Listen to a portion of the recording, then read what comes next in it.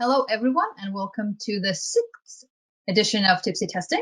It's Inflectra's weekly virtual happy hour where we talk about software testing, agile management, automation, leadership, communities, as well as, IT, tech, and life in general.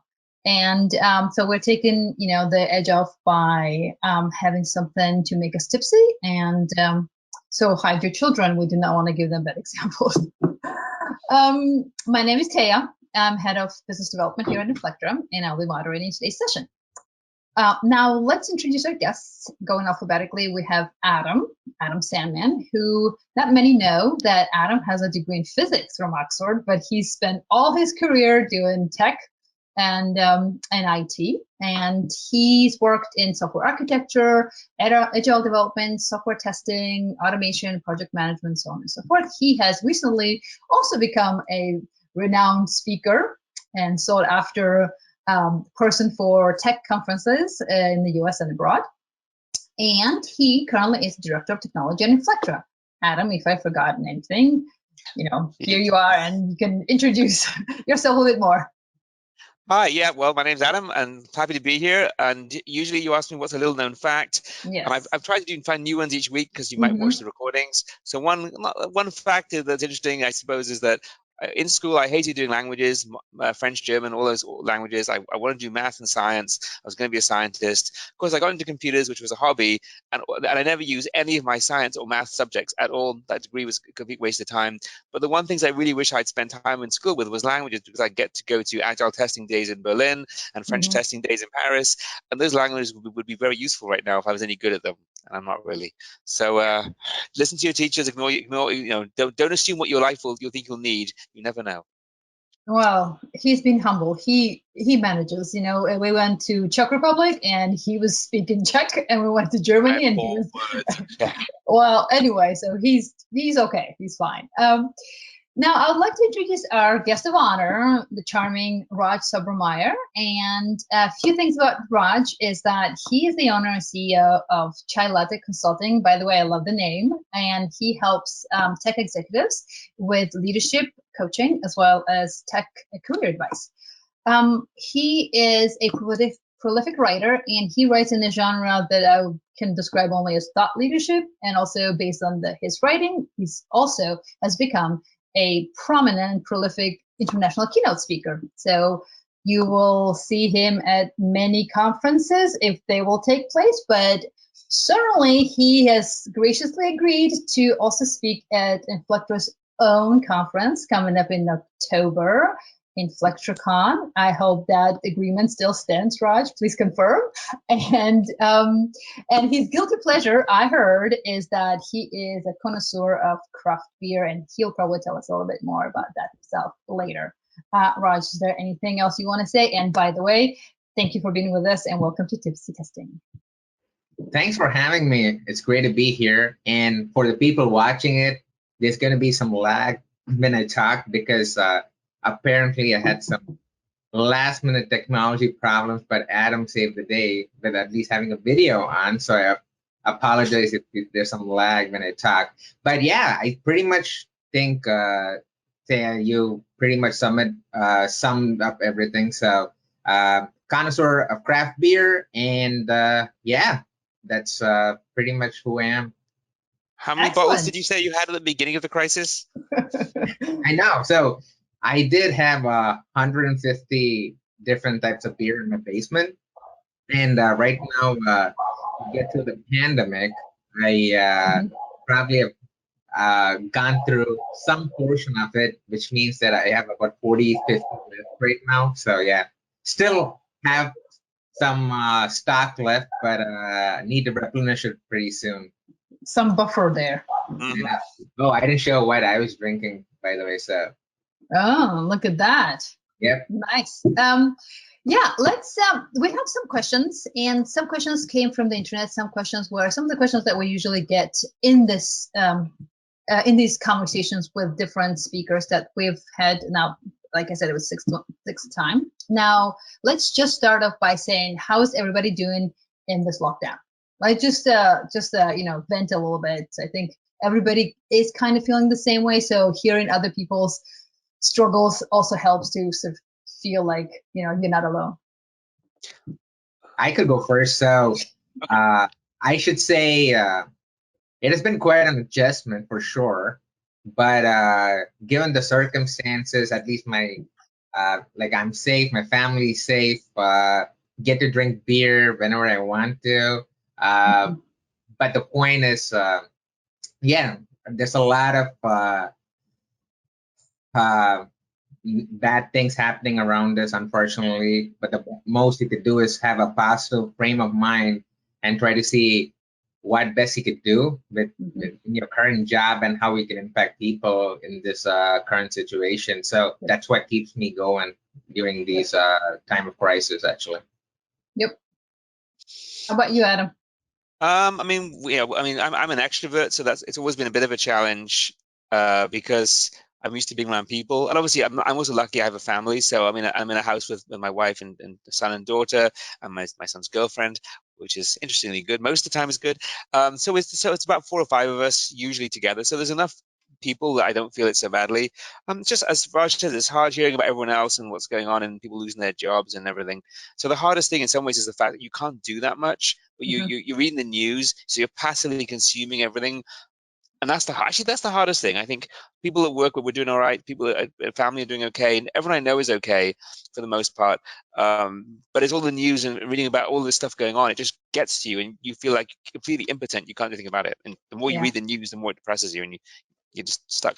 I definitely feel powerless to do anything, to change anything around myself or to help people in any meaningful or significant way. So that is definitely some of the things that I'm struggling with. But it's interesting for me. I've had this realization yesterday that beginning of this 10-week lockdown that we've suffered now, in the beginning, maybe 2-3 weeks, I was going crazy. I was like, I need to go outside. I need to have some kind of, outlet. And now I'm like, but the pendulum has swung all the way. And I'm like, oh, this is amazing. Like, why do I need to leave home? Like, do I have to go somewhere? No, I'm going to have everything delivered. Like, life has never been better than this. So I wonder when it's going to swing back and when's going to be that I'm going to start walking the walls again. But so there are two things. It's good. The 2 things which I learned from this whole experience. One was I get to relive Groundhog Day. If the people are listening to this, are seeing that's right, yeah. The exact same thing again and again. I wake up in the morning and then we have breakfast and go to work. When I say go to work, pretty much walk 3 steps to a place where you can actually do work. And then in the evening, you finish work, then you put the kid to bed if you have kids, and then you pretty much go to sleep and then repeat the same thing next day. So I'm able to relive Groundhog Day, which is awesome in a weird way. But the second thing is, we find just creative ways to entertain ourselves. What I mean is we have virtual happy hours, and then never knew Zoom could be a million or billion dollar company within like 1 week and remote working. Yeah. Crazy. It's become a noun it's a noun and a verb. I'm going to Zoom. I know, my mother's using Zoom. Exactly. So those are my 2 things, key takeaways from this whole situation, I would say. Yeah, and also the key takeaway is that I usually do not drink beer, but having worked for Inflectra now and having gone to Germany and Czech Republic now, I'm also supporting with my dollars this unfortunately named beer here. I did buy some last weekend. Yeah. Can we talk about the drinks now while we're doing it? Yeah. So La Cerveza Más Fina is something I'm drinking, Corona Extra with lime. I guess I'll go next. I'm supporting the local Maryland brewery in Frederick, Maryland. Flying Dog. This is their Bloodline IPA, which is awesome. It's one of my favorites, especially in the summertime. They also do a great beer with crab with Old Bay seasoning, but that's a little out there. And here it is. The Flying Dog is pretty successful now. I was in London, and of course, every brewery had Flying Dog. I was like, oh wow, well, okay. It is one of the better beers for sure, from my taste, but I'm also not a beer drinker. So what am I drinking? I'm drinking the new Glarus Spotted Cow. It's a really famous beer, but not a lot of people would have heard about it because the beer is sold only within Wisconsin, and it's not sold outside the state. So if you really want to drink Spotted Cow, you need to drive there and get it. And that's what I did. I live in Chicago, so it's like a 45-minute drive. And then I buy a whole crate of Spotted Cow beers, and that's what I'm drinking now. What style of beer is it? Is it an English ale, or is it a Scottish ale? Or it's just a nice lager with more bread taste, more of German style lager beer that's not marketed that way. It has a really smooth, refreshing taste, and yeah, really light on your palate. But yeah, it's pretty much comparable to a nice German lager. So okay. Yes, and just to put it out there, fair warning, these beers are not sponsoring Tipsy testing. And we do not condone or encourage people to be drinking. Just drink in moderation and everything in moderation in general. Okay, so we'll just finish it here for now, and let's just look at the questions that we've received from the Twitter world or internetverse. So the first question I thought maybe would start with this would be any tips on remote work and staying productive during the week. If we have a checklist, I know Raj has written a lot about this in some of the LinkedIn posts that I've seen, and Adam has a list of things that he calls 10 tips for teletesting. That's a little specific, but does that with you, Raj? Because I know that you've also worked from home for a few years now and have this down to science. Yeah, I would still say work in progress, but I'm handling it better than most of the people, I would say. So yeah, as you were saying, I've been working remotely for close to 4.5 years now, and the main thing you need to keep in mind if you want to be productive is have routines and have guardrails in place where when you do work, you do only work, and when you do personal stuff, then you don't do work, right? That's very important. Sure. That was the case till the pre-COVID-19 era. But now with COVID-19 era, things have changed for me as well. So I have a 6-month-old, for like a lot of people know, but I'm just saying I have a 6-month-old, and then his daycare, of course, is closed, and then my wife works full time. So what we have to do is somehow schedule all these things and still remain sane and also remain productive. So some of the things which I do and me and my wife do together to be productive is, first thing is we block our calendars. So every Saturday or Sunday, we when we are having breakfast, we block our calendars for the next 2 weeks in terms of when I have meetings, she blocks her calendar that she's busy, and vice versa. In that way, you let people know when you're able to work and when you're not able to work. And of course, in this current situation, people understand that sometimes for 3 hours you're missing during the day and you're not able to work. They understand it. But the point is, you need to let people know. So first thing is blocking your calendar. The second thing is I wake up early in the morning before the craziness starts. So all my creative work happens in the morning till about 9 a.m. And then you're hit with plethora of meetings which you have to attend, right? So, the second tip would be do your most important creative work first as early as possible. So that helps quite a bit. And just one more thing which I do is I pick 3 things, just 3 things, which I want to accomplish that particular day. And I try to just finish that. And if I'm able to get through those 3 things, then I call it a success.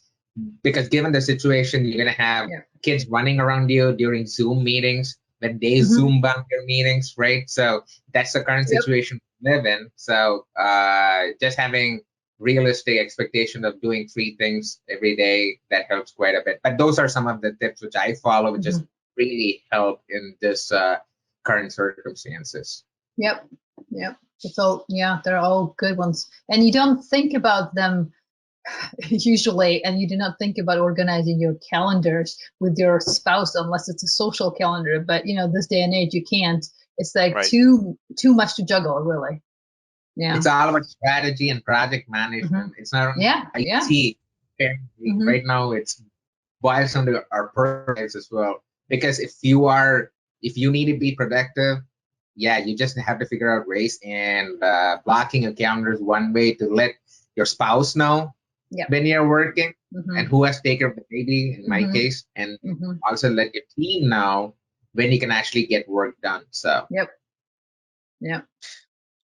Right. I mean, I guess from my household, I'm luckier on a personal level because we have a larger house and we have older kids. I'm not worried about so much of that. But the challenge is more for meetings, like doing this kind of event, because it can be obnoxious for everyone else. I'm a loud person. My son's quite loud.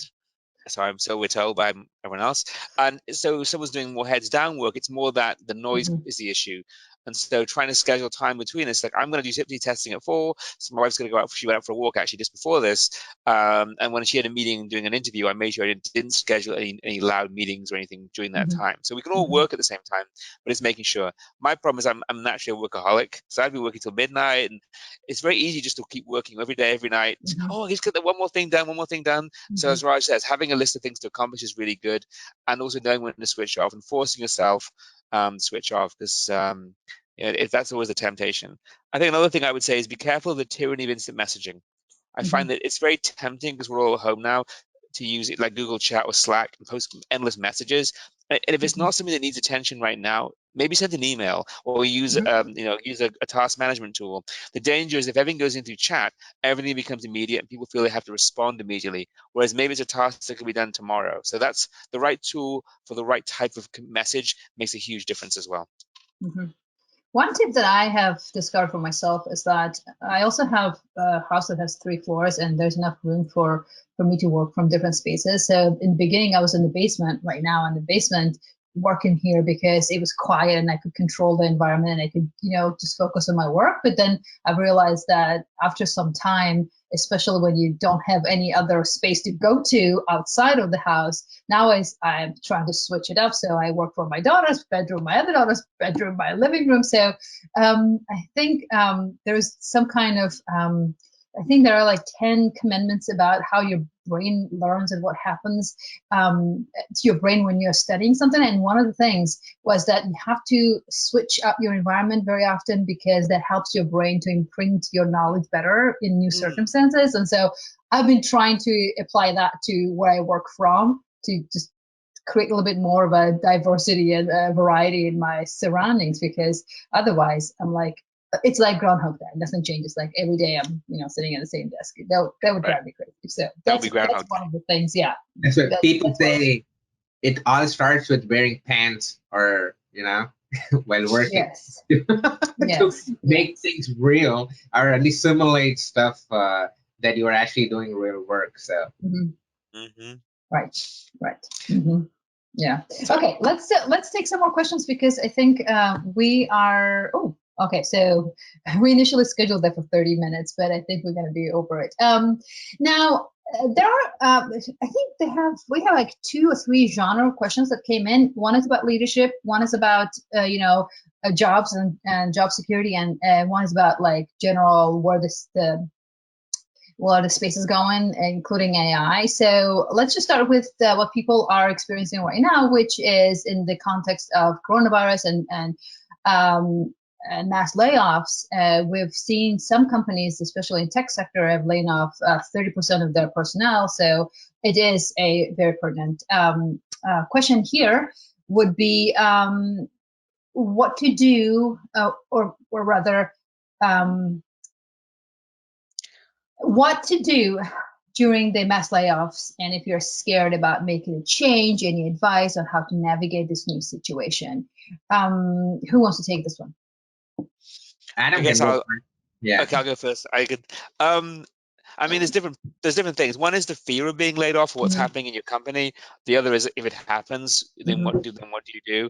And I guess it's a couple of different things. One is the fear of being laid off. One is if it happens, the immediate, which would happen. And then normally if it happens, it's always a shock. You never expect it, and it often happens when you're not necessarily prepared for it. Versus when you actively choose to change your job, you've been planning and preparing. But obviously, right now, this is overlaid by the fact that you've got a bad economy. You've got deteriorating conditions across every state in every sector. So you're going into a labor market where it's much harder to find a job. So not only if you're laid off do you have the normal issues of dealing with that and uncertainty, you've got potentially a very difficult labor market. You've got students who may be leaving college, coming out with degrees in computer science, who also are looking to get jobs, and or people who can't get their internships because they can't work somewhere. So it is a very anxious time. I mean, I guess advice I would have in general for anyone is always make sure that your personal business is good, meaning that you're not living above your means any way you can before this happens. So if you haven't been laid off yet, look to maintain a, what they say, 2-3 month emergency reserve fund. Most financial planners would say keep your finances in order. Do that as much as you can, so that if anything happens, you've got some buffer. I guess start networking proactively online, find opportunities to meet the right people. Even though some industries are in trouble, there are other industries that are scaling up. So a lot of companies are actively, for example, we sell testing software, which is licensed by user. So we'll often see if people want to buy more users, and they are. So people like supermarkets, I can't give the names of the clients, but supermarkets, supply chain companies, some med tech companies are actively increasing the number of licenses of our software. And those licenses need to have actual users. So that means they're hiring testers. They're hiring people who are going to be using the software, or they wouldn't be increasing the license count. So there are opportunities out there. You may have to be creative. You may have to look at businesses that might be outside of your traditional sector. Maybe you've been working in financial services or in hospitality. Maybe you need to go look for a logistics firm, or a firm that's doing early clinical trials. I mean, software testing is also, and test management and requirements and all the things that we do in software is not that different to actually managing other things like clinical trials. So our software is often used by clinical trials and software testing. It's very similar. So if you as someone or a test manager and you manage quality, think of yourself as a quality assurance person. That quality could be a medical device. It could be a new drug. It could be a vaccine. It doesn't have to be a piece of software. So I think you need to think outside of your traditional employment box and be open to things, and know that you might not get paid as much at the beginning. That's okay. Just, I think, being flexible, not being too stuck on your title and where you previously worked in your previous industry. Some thoughts. Yeah. And to that, also the strategies, right? Raj, if you could also just weave in some strategies that come to mind in terms of like maybe try to find something new. Right. So just to add to what I'm saying, and also in terms of strategies, right? So the two things. The first thing I tell people, because I do career coaching, tech career coaching for a business. So I coach people get into leadership roles, right? So what I'm hearing is yes, they're anxious and scared about their job security because of the current situation. But the first thing to think about is there's always going to be some situation like this. Now we had COVID, before we had 9/11, then 2008 we had the recession, then we had the anthrax, then in the future you're going to have something else. Okay, that is life. Because truth to be told, life is a bitch. You can't do anything about it, and that's how the way the world works. So given the situation, right, you cannot control the circumstances, but you can control your actions in terms of how you react to these circumstances. So that takes me to the strategies. So you can use this time to do a lot of things to find your ideal job, or to ensure your job is secure by performing better, right? So different strategies could be, first one is if you're looking for what to do in this current circumstance in terms of what your next thing is going to be, do a mind dump exercise. So that's what I call it, where you write down things you like to do and things you hate to do. And then based on the things you like to do, you're going to start seeing patterns, even in the software testing space. Like you could be a business analyst, or maybe you could be a developer, right? You can start figuring out different things that you want to do. This is especially helpful for people looking for the next job, or who are laid off and want to find a job. That's one thing, doing the mind up exercise. Second one is LinkedIn is your pal. LinkedIn is the most underrated and most powerful social media channel which you can have, especially for professionals, because your next job is right there. You have to just reach out to people via LinkedIn, message them if they have common interests as you, ask them about stuff, and they also have inside scoop about what job is not yet publicized outside their company. So you could actually through them get some job opportunities as well. So LinkedIn, there's so many things you can do with LinkedIn, right? And in fact, I did a webinar a couple of days ago about this. But yeah, LinkedIn is definitely, make sure your profile is updated and connect with people on LinkedIn. And then two more things, which I want to quickly cover was have a strategy, especially when you're applying for jobs. Because when I was applying for a job during the 2008 recession, I was randomly applying for any job which I saw, and I lost track of what job I applied for, right? And I didn't have a strategy or what I wanted to do. So I have a Excel sheet where you track what company you applied for, when you applied for, whether you followed up on it, and any comments. So anytime a recruiter calls you after you apply for like 75 jobs, you know you can immediately go to the Excel sheet and see who's calling from which company and what job you applied for, and you can have more relevant conversation. And finally, you need a mindset change. Everything starts from the mind, because if you feel that you're not capable of doing something and you don't have the skill set, you're coming from a place of scarcity and place of fear.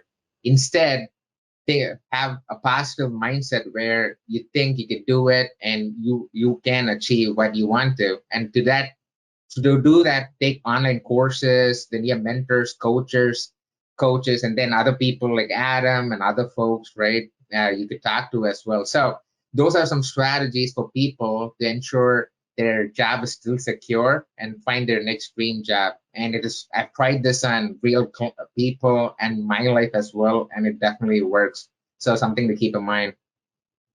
Yeah, I have also lived in many different countries, and I have had circumstances that were very fluid most of my life. Previous to this job, I had been working with the UN for very, very long. And one of the things that I've learned is that no matter what job you're applying for, you need to think in terms of how the skills that I have can be transferred and applied to that situation that I'm applying into. Because many jobs that we do are all about managing your time, managing your process, managing project.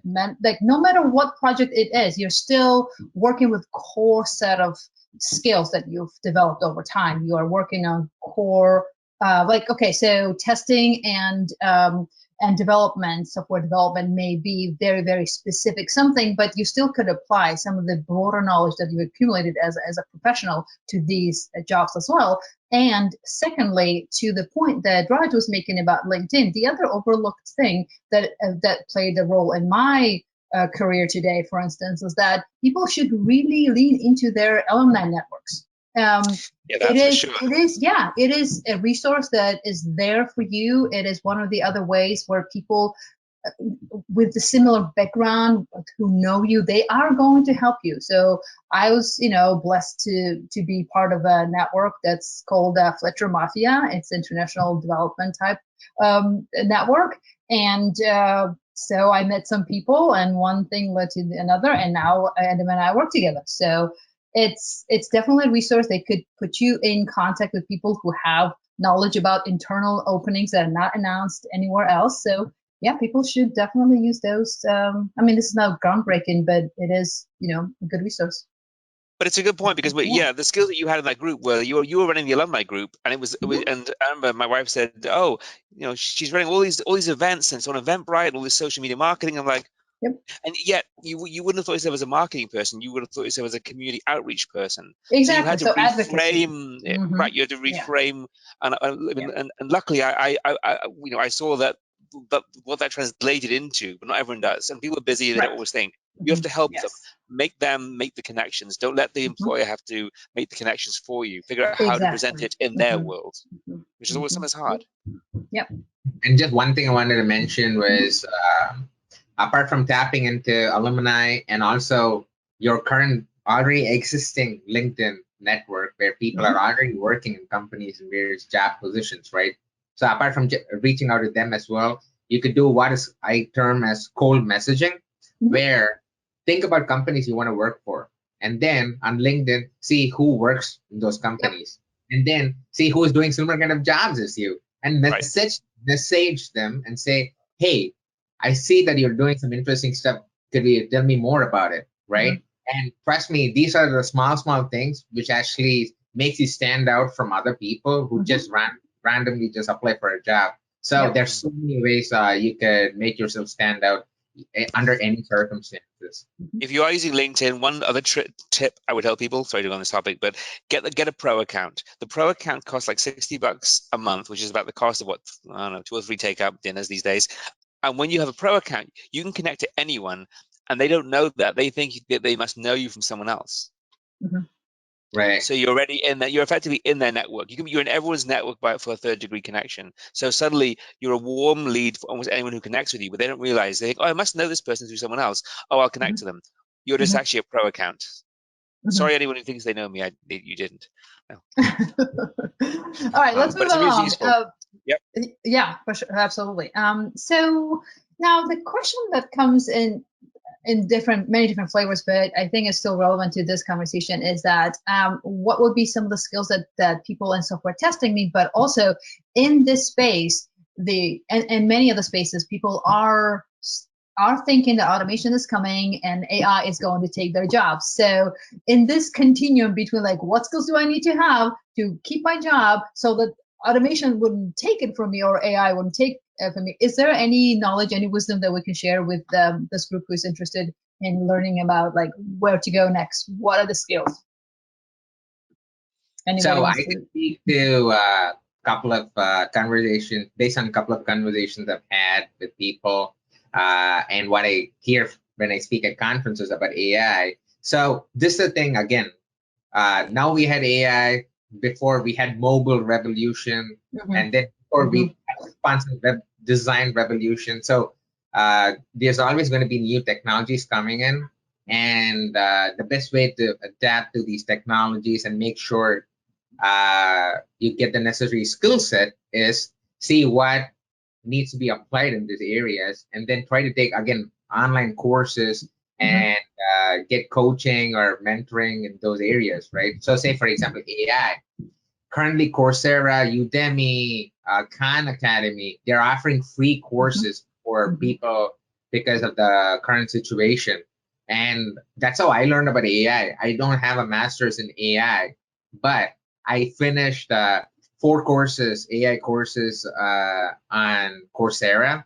I finished a learning course from Google, and that's how I learned about AI. So it's just a matter of trying to figure out what skill set are needed, and then just invest in yourself, and then you can adapt to any situation, right? That's one thing, investing in yourself to grow your skill set based on what is needed. Second thing is, will AI impact jobs? I get that question every time at every conference. So the truth is, yes, it is going to impact jobs, but the way it's going to impact, so that's what actually matters more. In terms of software development and testing jobs, I don't think we lose jobs, but the way we interact with software is going to change. Instead of writing predefined test plans or writing scenarios, now testers and developers would probably be thinking about different types of data sets to give the AI to train it, and then see how they monitor how the AI is learning.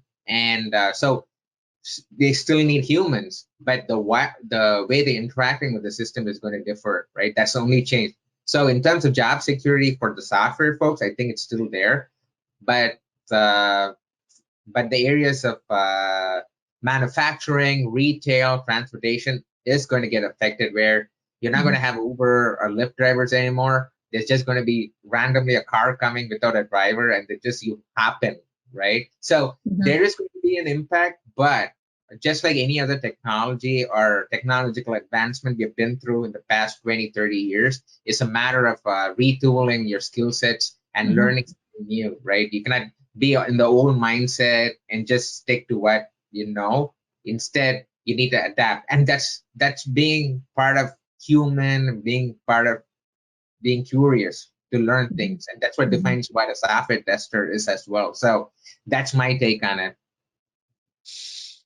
I mean, you covered a lot of it, so I'm only going to add a little bit. One thing I think that we often come across in conferences, specifically the testing conferences, is people who are testers worrying about, will automation and will AI take their jobs? It's an interesting thought, because I actually think they actually are potentially the opposite. So if you're a manual tester, traditionally you might be doing scripted manual tests. I follow a list of steps and I click buttons.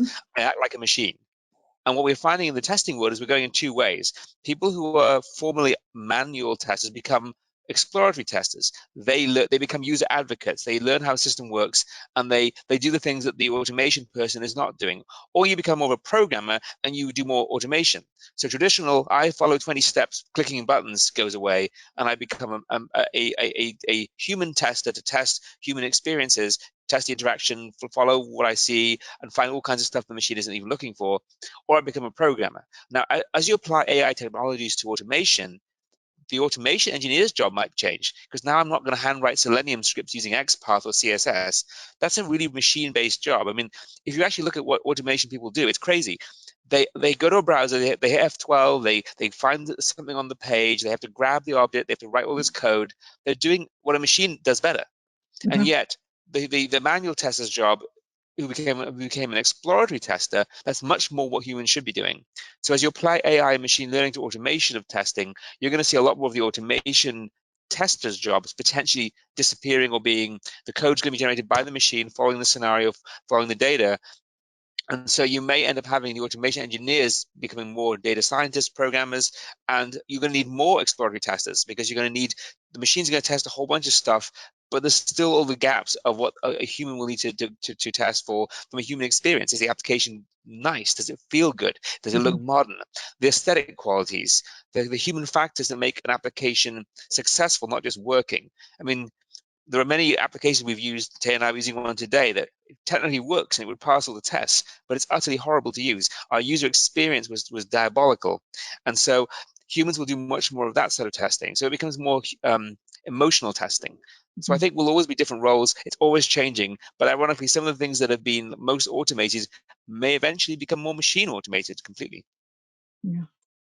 I feel like every age has this problem. You know, industrial age came along and people were, oh my God, this is the end of us. We will not have anything to eat. But I think, to the benefit of the society, I should admit, our civilization is flexible enough. And I think one of the things that may come out from this pandemic is the realization that there has to be universal basic income that would allow people in the times where automation and AI is going to be doing more and more of the manual work that people are doing, to allow the society to flourish in more creative direction, to be given the flexibility to use minds for something greater than just, sorting mail or something that, sorting Amazon boxes. You know what I mean? Like, interesting perspective. They said that imagine this coronavirus had happened 10 years ago, 15 years ago, 2005, before the internet was developed. We couldn't have worked from home. But imagine this coronavirus happened 10 years in the future. We'd have self-driving Uber cars. Amazon would be delivering by drone. Supermarkets would all be automated checkout machine, whatever we did. We probably could actually have survived it even more successfully, because we wouldn't have had to worry about taking a taxi or an Uber. We'd have gone with the driverless car had no. There's not a virus vector. So, well, I mean, for the passengers, yes, somewhat, but definitely, you can sanitize the car every ride. The supermarket, you wouldn't have workers being dying or being ill because of people working at the supermarkets at the front line. So, ironically, we're already midway along this transition. We're making ourselves, in some ways, more resilient for these things with AI. But it's interesting. But it's a fascinating world to come. It is, and I think it's also impacting software testing in so many different ways. It's going to just make our job a lot more easier and save some time for us, and we can use that time to actually test other parts of the system. And I think it's going to aid the overall testing process, whether it's manual testing or you're doing automated testing with humans. But still, using AI is going to aid the process. I don't think it's going to replace it, because it's still a role for us to play in that whole AI world. So when do we ever say, oh, I wish we had less time for testing? We've tested everything. We have so many people, we don't know what to do with that. No, you always have never enough time. No one ever. Yeah, you're always saying, well, what's the 20% I can afford to test, and what's the 80% we can only test a little bit? If machines did so much of this, we could maybe test everything. Humans, automation, load, performance, security. Imagine everything could be 100% tested. My God. Anyway. The dream world. Keep dreaming, Adam. For now, anyways. Now, I want to move along because we have 2 questions about leadership, and they're phrased in a little, intriguing ways. So we have a question from London, and Parveen is asking, do we need a leadership title to be a leader? What and how do you define leadership skills? So who wants to take this one first? So I could go. So I don't think first thing is, I don't think you need leadership, a title to be a good leader, because it's about what you do rather than your job description or your title. And there's this saying, which I remember, it says that leadership is about making others better as a result of your presence and making sure the impact lasts in your absence. So if anyone is able to do that, then he or she is a good leader, right? And usually there are 5 characteristics which kind of defines a good leader based on my experience managing teams. It's he or she empowering the team, like giving them authority to be creative and do things. Is he or she giving sufficient training and helping their career growth, because they also have to grow in their career, and it could be soft skills or technical skills or whatever, right?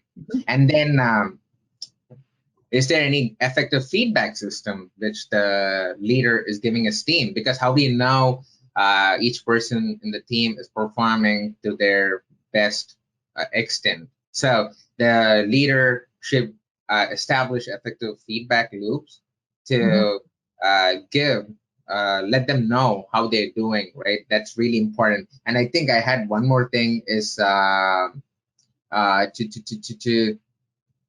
but yeah, I think those were pretty much the things which I've actually followed, and that helps to define a good leader, having these kind of characteristics. But yeah, that's my thought process there.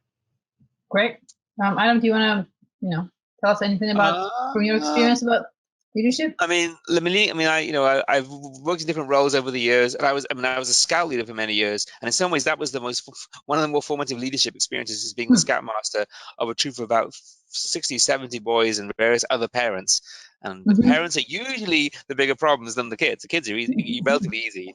But it's also as a scout leader, we were also indirectly leading. We weren't meant to be like telling the boys what to do. These are 17, 18-year-old, 19-year-olds. We're trying to instill leadership in them. So how do you become a leader when your job is not to be the one telling everyone what to do, but you're to coach and mentor the older boys who are maybe 17 to lead a bunch of 11, 12, 13-year-olds, and they've never led before, because everything in school up until this point is adult driven. So if you're in school, sports, clubs, everything you do is a bunch of adults telling you what to do. And as a scout leader, as an adult scout leader, we were teaching these 17 or 18-year-olds how to lead a bunch of other boys, and we weren't going to necessarily step in. We were actually going to let them fail safely. We call it failing safely. So we let them make mistakes and learn from them. And in society, we don't do that very often. I mean, in many companies, if someone makes a mistake, that may be it. They may be fired. They're out the door. And that's terrible. I think as a company leader at Inflectra, I've tried to bring some of the values of scouting and those good tenets to the company, and that let people experiment, try things that are out there, and if they don't succeed, it's okay. That's what experiments for. The idea may have failed, but the person didn't fail. Let everyone try crazy stuff. It's okay, and within reason. One thing I wanted to add, what Adam was saying, and it really resonates with me, is as leaders, what I've seen in many companies I work for, and even when I was managing teams, we try to focus on people's weakness and try to improve them rather than focusing on the strengths. And that's the number one mistake which people do, because there's this great book, I may be drawing a blank, but it's called, it's called First Break All the Rules. And in that book, they talk about focus on the strengths, because everyone has weaknesses, but since you're putting so much effort to concentrate on the weaknesses, you forget that you have strengths to work. You can work with and then make an impact to the team and yourself. And so that's why I think we should change our narrative in terms of instead of focusing on weaknesses. I think we should focus on fears and try to enable their strengths and try to help them make an impact. So that's what I would say. Yeah, that makes absolutely good sense. That's a good point. Yeah, I feel like I have really learned about leadership once I've had kids. I understood what motivates people, like how you can create a situation in which people would give you the outcome that you're seeking without having to crack a whip. I'm myself more of a carrot kind of person, more like a honey versus vinegar. I do always say, okay, so we need to work with the person's strength and sort of like lean or push them or make them go towards the position where they're feeling strong versus constantly nagging them and saying like you're failing here and here. So I think also like reflecting back to what I've experienced as a mother, leading by example is a thing like really important for me, because you don't raise your children, you raise yourself, because they will do what you do, and that applies to workforce, because people are looking up to you, they think you're their leader, so you have to behave in a way that they will inadvertently emulate over time. Maybe it wouldn't stick in the beginning, and also Adam actually is a very, very, very good example of this. I have not seen a person in his position be the first one in the office and the last one to leave office, even though he can afford to like take a day off, but no, like every day. And I worked with many different bosses, and I've seen many different types and approaches to leadership and to professionalism, and I think Adam is doing it right. And that's why in our team there is, well, you should blush. But on our team, everybody is full in, because they also know that leadership it's fully committed to the course of action. So I think commitment and I would like to say, when you say I'm first in and last out, that can also be a negative. I'm not in at like 7 in the morning and out at midnight. I arrive at 9 and I actually leave at 5, and I kick everyone out at 5. Because in America we do have the habit of people, no one's going to leave till the boss leaves. So I do leave at 5 p.m., not crazy hours. That is true as well. Okay, so we have one more question. Because this is So Honey from India asks, how do you deal with managers who are insecure? Oh. Yeah, I know. So I personally gone through these emotions of insecurity, and the fact of the matter is everyone has insecurities. Whether you're a leader, whether you're working IT, non-IT, whether you're in your personal life, there's always going to be something you feel afraid of and you feel insecure, and it's totally fine, because imposter syndrome is a thing, and it's good to have it because it drives you to make you better. And when you don't know something as much as other people, you have this imposter syndrome. But once you become better at it, then you move on to the next one, and that particular thing you're probably not going to much about that particular job or whatever you want to do, and then again you're going to develop some insecurity and imposter syndrome. So just keep that in mind, that to be human is to have insecurities, and it's okay. And one way I've dealt with insecurities is I just take a paper and pen and write down all the things going in my mind, which is making me nervous, which is making me feel that I'm an outcast, or making me feel out of place in different situations. Then I start seeing patterns in terms of what can I control, and it was because of external circumstances, and what can I own and take action on. So once you figure out the things you can take action on, then it's just a matter of talking to other people, other mentors, coaches, other people who could guide you, and then try to brainstorm with you on how to get better. And this is always going to be there, no matter what job you do, no matter which company you work for, which field of study you are in. Insecurity is a normal thing. You just have to embrace it and then keep working on it, and that's how you move forward. So that's my personal experience in terms of insecurities as a leader. I'll answer the question from a slightly different perspective, because I think because of the question that you can read it two ways. The other way would be if I'm on a team and my leader is insecure, so I'm not the one insecure, but they are. That can be a really big problem. I mean, at a company I used to work at, Sapient, many years ago, we had a manager who was relatively green and wasn't necessarily that comfortable or secure in what they were doing, and they were leading a team of people who were potentially more secure, maybe more knowledgeable than they were. So they had this insecurity that they were leading a team of people who basically were better than they were, and that isn't true. The team were maybe technology people who maybe had more skills or years of experience, but he was in the role of manager. His job was to meet with the clients and do all the stuff that we didn't necessarily want or like to do. And so it's very easy as a worker in that situation to say, well, my boss is an idiot, they don't know what they're doing, I want to do his job.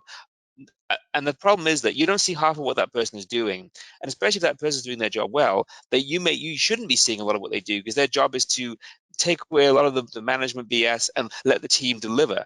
And so really experienced people will know, oh, he's doing this stuff. The fact that I don't have meetings for 8 hours a day and I'm able to write my code is because he's doing his job well, and all the clients are not bothering us with these random questions or random scope changes. He's keeping that away from us. And so it's supporting that person. It's realizing that even though you might think they're insecure, maybe they are insecure, and maybe they're making some mistakes. Help them.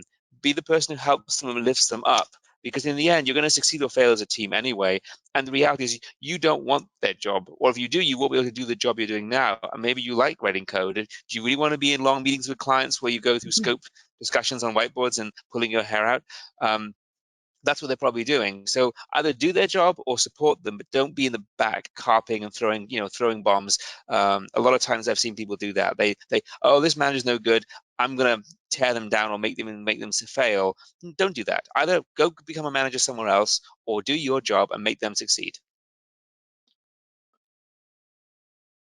Yeah, I do not have a good example of this or good advice on this. I just my personal approach has been, the attitude is one thing. Some persons are insecure in some way, but if I just do my job, be professional from day to day, just do your best. I think these insecurities, they come and go. Nobody's born like completely secure or completely insecure. I think it's temporary. So oftentimes I've just waited it out, and the situation is usually more complex than you think. It's like, oh, she hates me because, no, it's probably something that is reflection of that person's complex nature. And so I try not to take it personally myself. That's been my experience, but like, I'm not a leadership coach, so I don't know many things. But you were thrust into about 2 years ago, or a year and a half ago, you were thrust into a leadership role of the company, and it was a big change for you. But it's been going great. But I know at the time you had to go through some transitions in thinking. Yeah. I mean, I think, like Raj said, insecurities are there from the day one. Like when you're born, you're insecure, and it just continues to just that you learn how to handle them better as you grow older. So yeah, we all, okay. So, yeah, we all come out as babies, and the society molds us into what we need to be afraid of, what we need to be grateful for, and so everything is all the mind. And every great leader was born as a baby, and we let society, our actions, and other people's actions guide who we are. So once we realize that everyone came from a baby, so it helps, at least for me. I just get it to the nitty-gritty details of the basic level and try to analyze things. And if you put it in that way, everyone is insecure. Even Tony Robbins is insecure. It's just that he deals with things better, certain things not so much. So it is what it is. Yeah, it is. Yeah. I was just thinking that every baby, when they're born, the nurse once told us, all the babies look like Winston Churchill. Why is that? Not my baby. Mine is a mocha baby. And, he's mocha baby with a lot of hair. But yeah, but yeah, I do agree that I've seen a lot of babies who look like Winston Churchill. So. All right, we are up. There are no more questions. I don't know. You guys want to say something in conclusion, or we don't have to? I would say that the current situation is hard for everyone, but you just have to keep a positive mindset, and you just have to keep going with the flow. There are always going to be ups and downs in life, and this is one of them.